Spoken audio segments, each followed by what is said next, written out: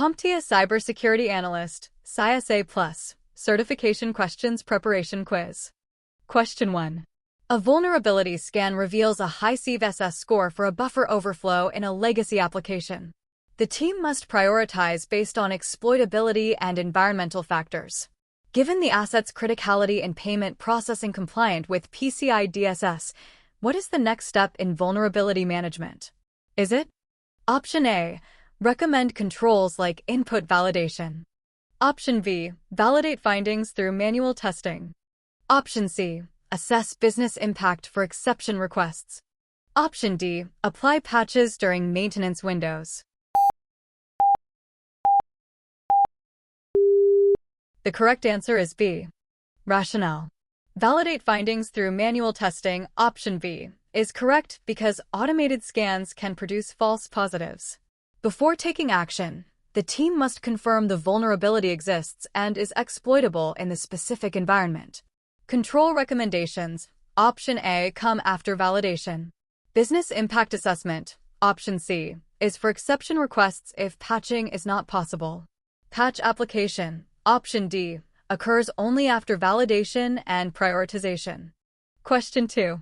For mitigating overflow vulnerabilities in software, the development team follows secure SDLC practices. A recent scan showed data poisoning risks in containerized apps. Which control recommendation would best address this in vulnerability response? Is it? Option A. Implementing compensating controls like WF. Option B. Using threat modeling for risk assessment. Option C. Enforcing SLOs for patch deployment. Option D. Applying configuration management baselines. The correct answer is A. Rationale. Implementing compensating controls like WF, option A, is correct because data poisoning risks in containerized applications may not have immediate fixes. A web application firewall can detect and block malicious inputs that attempt to poison ML models or applications. Threat modeling, option B, is proactive, not responsive. SLO enforcement, option C, addresses patch timing, not the vulnerability itself. Configuration baselines, option D, help with misconfigurations but do not directly address data poisoning attacks. Question 3. The vulnerability management process includes internal versus external scanning with agentless methods for performance reasons. Output from OpenVS shows debuggable issues via GDB. In critical OT environments, why is segmentation important in scanning concepts? Is it? Option A. To prevent disruption to ICS and SCADA operations. Option B. To enable credentialed access for deeper analysis. Option C. To comply with ISO 27000 series frameworks. Option D. To support static versus dynamic code reviews. The correct answer is A. Rationale.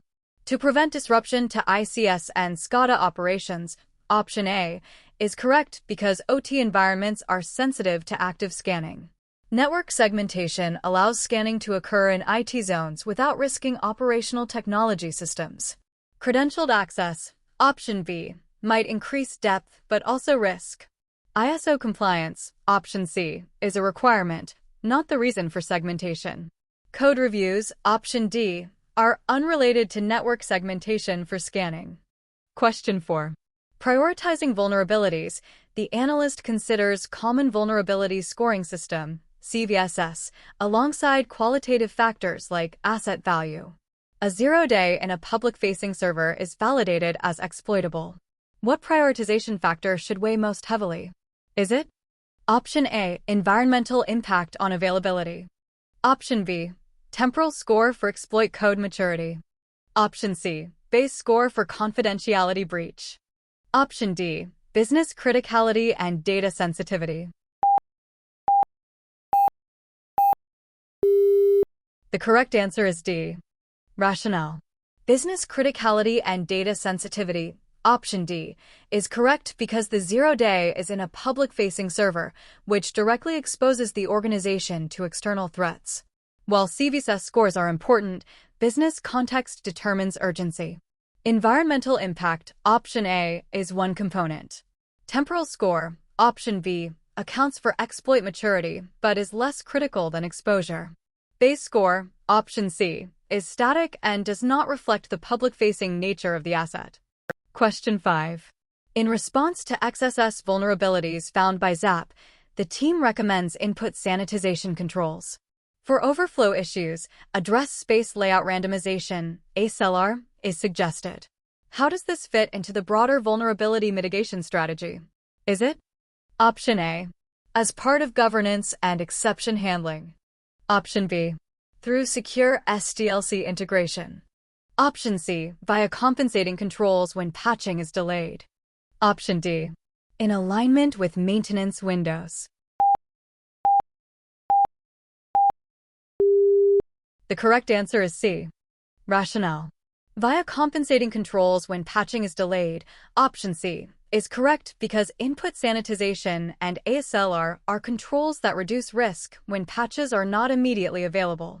They do not fix the underlying code but make exploitation more difficult. Governance, option A, addresses policy. SDLC integration, option B, is proactive development practice. Maintenance windows, option D, are for patch deployment. Question 6. Vulnerability assessment tools like Metasploit reveal multipurpose exploits. Cloud tools like Prowler identify IAM weaknesses. To analyze output effectively, which approach should the analyst take for web scanners like Nikto? Is it? Option A, correlate with debuggers for root cause. Option B, map to CIS benchmarks for compliance. Option C, fuzz inputs for dynamic testing. Option D, fingerprint devices for asset discovery. The correct answer is B. Rationale.